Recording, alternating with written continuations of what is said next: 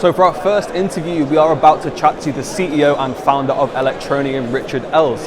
They're working on a new project at the moment, which they hope to roll out throughout next year, called ETN Everywhere. So because he can talk about it a lot better and more eloquently than I can, we're going to pass you over to him now. It's great to be on BeInCrypto with Max here, and we're at the blockchain conference in Malta. Amazing. One of the things I wanted to talk to you about, kind of first of all, is your ETN Everywhere project. So I spoke to some of your team a few weeks back about it, and I think the initiative is really positive. We're seeing some similar projects, kind of try and tackle the same issue.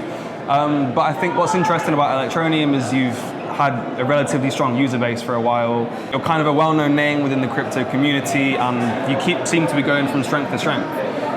So I want you to tell us a little bit about the initiative and what you have planned for the next coming months or for 2020. Okay, well, we've got lots for 2020, but just on that ETN Everywhere, the whole concept of it is that we need brand ambassadors around the world. So it's partly an education process of getting brand ambassadors, and then it's a site that enables you to find your sort of local places that allow you to use ETN, so sort of a geolocation-based system.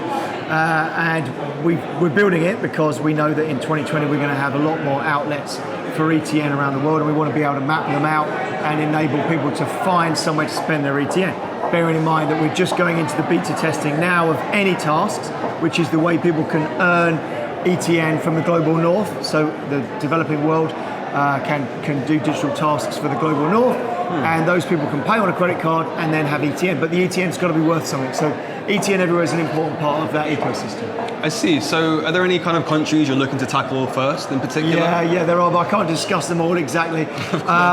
We've just gone live with 3 new countries in Africa, literally yesterday, which is Tanzania, Nigeria and Uganda have just gone live. Okay. Really strong communities for us, and we'll be doing a lot on the ground there. We've got NGOs that we're talking to in those countries, and some other really exciting things that, again, are really difficult to talk about from a legal point of view. Totally appreciate that. But as always, we're out there, we're flying into these countries. We're actually doing things. We're developing the software. We're making things really happen. So yeah, it's quite exciting. Awesome. I think some of the similar projects that are kind of trying to tackle the same issue, like I mentioned, they don't seem to be getting on the ground like that. They're kind of still working on the tech, and even though they do have the tech, maybe in some cases, I feel like there's this sort of feeling of being a bit lost, of like, okay, like what do we do now? So to see you guys really just getting on the ground and tackling it hands-on is quite impressive to watch. Well, I do think we probably started the project out thinking, a lot like virtually every crypto I might add, that build it and they will come. Yeah. That's what everybody thinks. And you see some of these tech projects that are unbelievable. There may be a top 10, top 20 cryptocurrency in market capitalization. They've got no wallet utilization, no actual real world users. It might be traded, but there's no real users of the currency. And right from the beginning, we've always wanted to make it usable. And when we've been on the ground, the first place that you saw us in February this year was in South Africa. We learned so much from actually being there with people, seeing what they do, and using it in their businesses. And you'll see some of the changes in the app. I mean, for instance, just simple stuff that is obvious when you look at it in retrospect. But when we built the thing, we'd made instant payments. That was absolutely critical. You had to have instant payments for people to check out or buy something. But all the pricing was in ETN, because if you send someone Bitcoin, you send them Bitcoin. If you send them Ethereum, you send them how much Ethereum. So we'd said, oh yeah, you send 100 ETN or whatever it would be.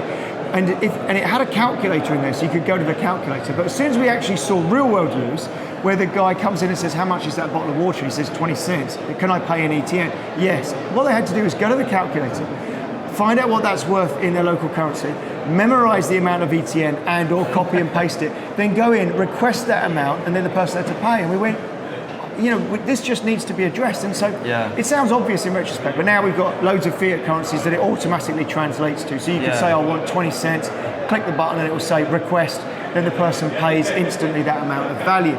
So there are just small things about using cryptocurrency in the real world that you only actually really discover by being there and seeing somebody struggle. Totally. So, and we've done another big group of users in Southeast Asia, 100 users. We've got a great big report back of feedback on adoption, fallovers, so where they struggled and where they could see value and where they could see things that would be needed. So we've got more feedback being built into that. Nice, I look forward to it.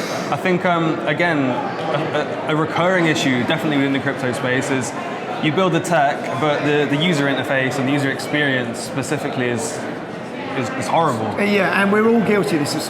Probably me, even though I've got a couple of digital agencies and UI, UX, I ought to know better, but I'm very technical, and it's a technical community, so we do have a tendency to think, the user will understand that, it's a private key, it's a public key, it's obvious, but of course these things are not in any way, shape or form obvious. So we have to the rest as well. We have to try and get it to be very, very simplistic, and even now our app still needs to be more simplified than it is in fact.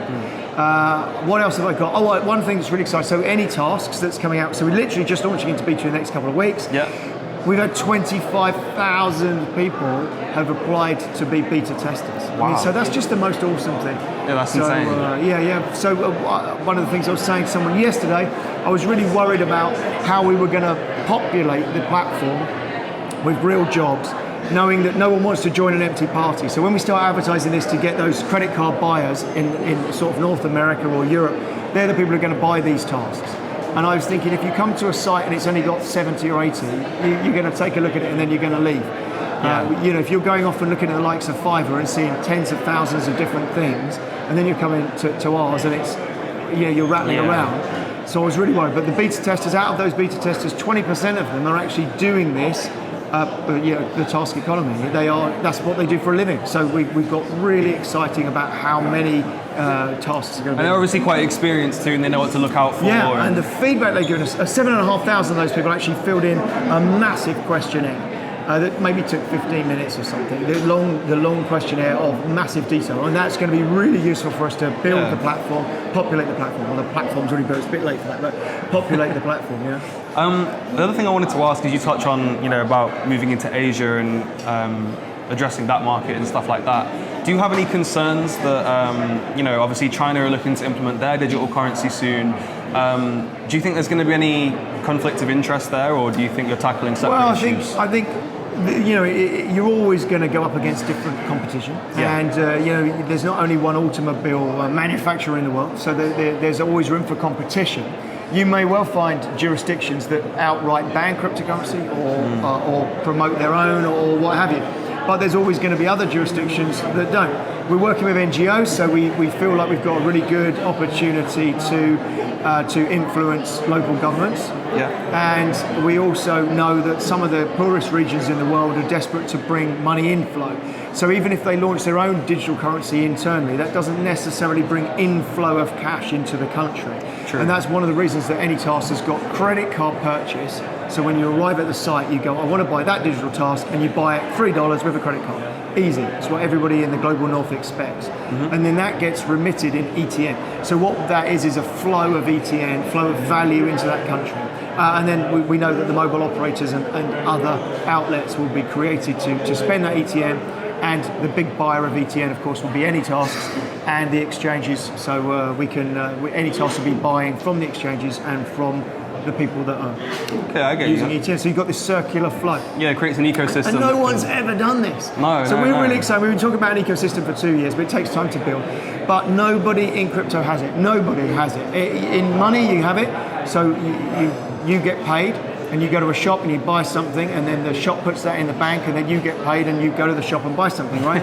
The money goes round and round. And in crypto, that just does not happen yet, in any crypto. So we are so excited because we genuinely are a whisker away from having that circular ecosystem of the same piece of ETN going round and round multiple times.